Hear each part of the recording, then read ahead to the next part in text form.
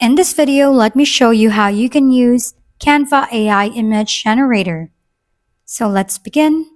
First, open Canva and look to the left sidebar. Click on apps at the bottom left. It might turn default to design, but you want apps. Then go to the search bar and type in Magic Media. Once you find it, click open. Now to generate an image, choose image as your format. Then simply describe what you want to create. Once you've entered your prompt, select the style, in this case, choose photo, and the aspect ratio like square. When you're ready, click generate image. Canva will start generating results based on your input. When it finishes, you'll see multiple images. If you're not satisfied with the ones you set, you can click generate again for a new batch. If you like an image, just click on it and it will be added directly to your project. Thanks for tuning in to How to Doctor. If this video was helpful, please like and subscribe.